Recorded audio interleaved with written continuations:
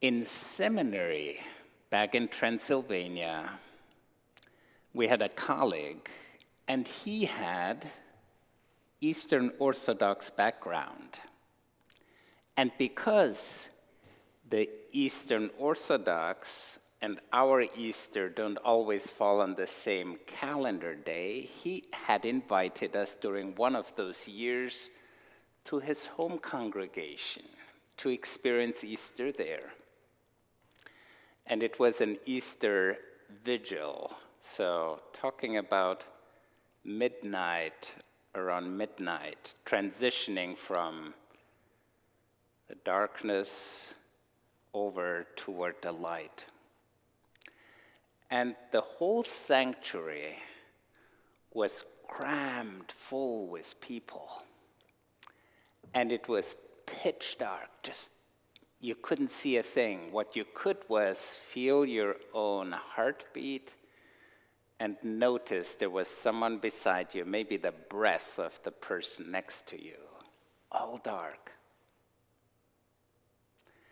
And then at the very front of the sanctuary, the Paschal candle was lit. And from there, the light was shared with the traditional greeting. And the whole sanctuary filled with light. It was this sea of light. And the Orthodox singing was angelic. And it was like, wow. And right following the service, everyone went with their candle to the cemetery that was close by the church and placed the candles on the tomb of their loved ones. You see, Easter, the risen Christ, comes as light in the darkness, as hope in the midst of grief.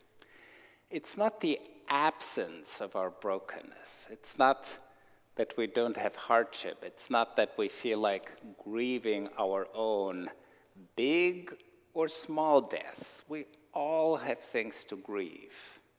But it is in the middle of the grief, that Jesus comes to us. Just like Mary Magdalene, heartbroken.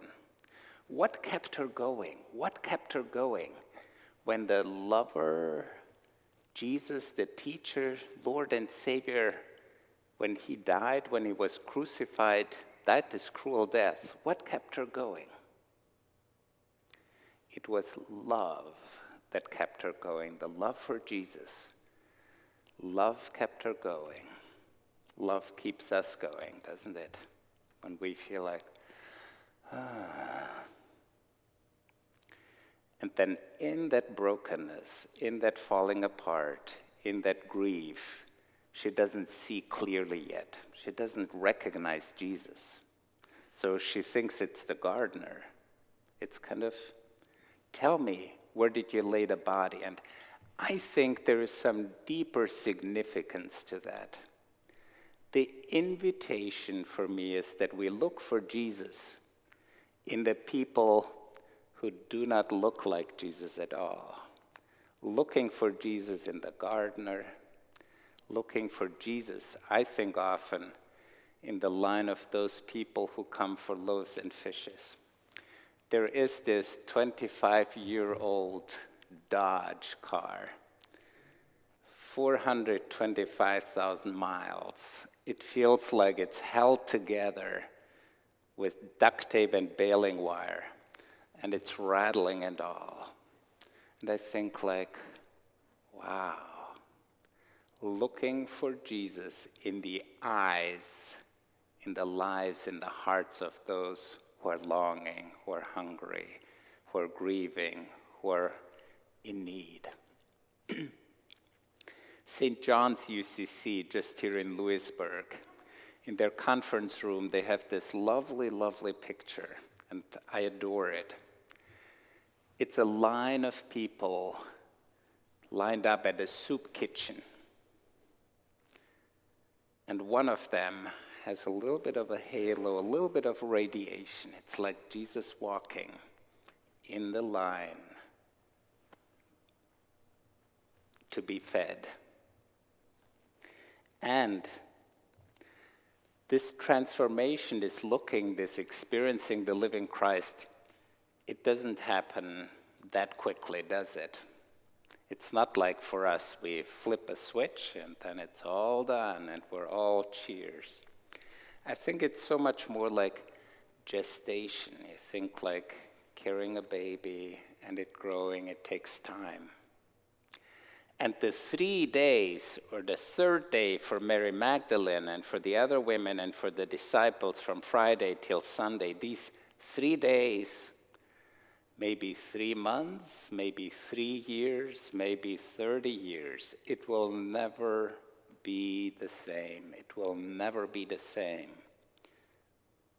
But we may grow bigger. You know, sometimes a tree that is injured, hurt, and then the tree continues to grow, it's growing bigger than the wound. The wound itself may have almost knocked out the smaller, tiny tree, but then it keeps growing. And I think that's what happens with our souls. We grow bigger, we expand. And one of the deep, meaningful things for me is when the disciples encounter and meet the risen Christ is they always see the wound marks, the stigmata. The hurt, the wounds, the suffering, it's not erased, it's not going away. Even in the risen Christ, it's visible in our wound marks, in the scars. They don't go away, but we grow through them and we expand and discover the living Christ in them. So, in whom will you look for the living Christ? For example, Mother Teresa, she served those who were really, really hurting, those who were going downhill, the dying. And she looked and treated them like Jesus and entrusted them in Jesus' care, handed them over to Jesus. Saint Francis, he was quite of noble origin, had means, everything. And then this encounter with a leper, with someone who was just outside hurting, just down in the dumps. The transformation happened for Saint Francis when he recognized that in this person, this suffering person, someone suffering of leprosy, and you can fill in that leprosy with anything else, he sees Jesus in that person. And he gets down off the horse and he embraces him, he kisses him, and his life is transformed. Our life can be transformed when we come off our horse and when we look with humble hearts and try to look for Jesus in the person around us. Now, we cannot rush the process often. For some people, for St. Paul, it may be like lightning striking him and his life is transformed. Well, that's for St. Paul's. It's often not for us, is it? It's just like when we lived in Virginia, right by the back entrance, under our kitchen window, we had a milkweed tree, bush, shrub. And somehow, some way, I didn't even pay attention until I saw this small little caterpillar, and I tell you, they were voracious. They were like, woo. And I've never seen it before. But then the caterpillar, once they were like my pinky, really fat. They hung upside down to the stem, to the small little twigs, and then they changed and they shed their whole their whole skin. And it's this skin that has stripes on it, so it's just shedding off. And then it's all green. You can't see you can't see a thing, nothing. And in there, the transformation happens, invisible. And it's often transformation in our hearts that's happening. It's often not visible, and it takes its time. It takes its time, and you cannot rush the process.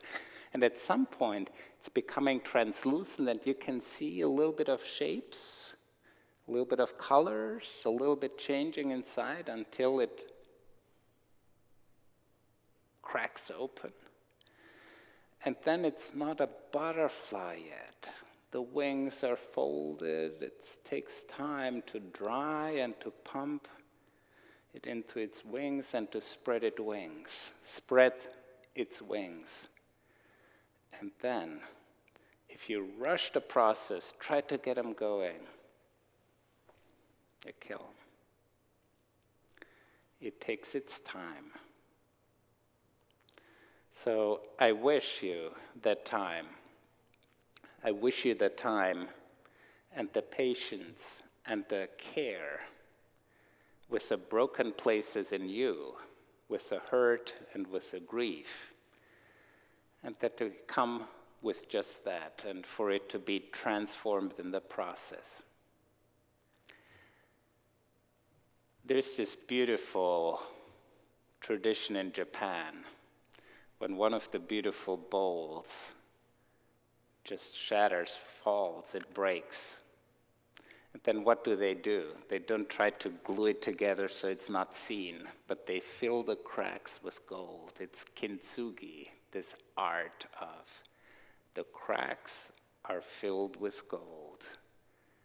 In the brokenness, there is light that can shine through.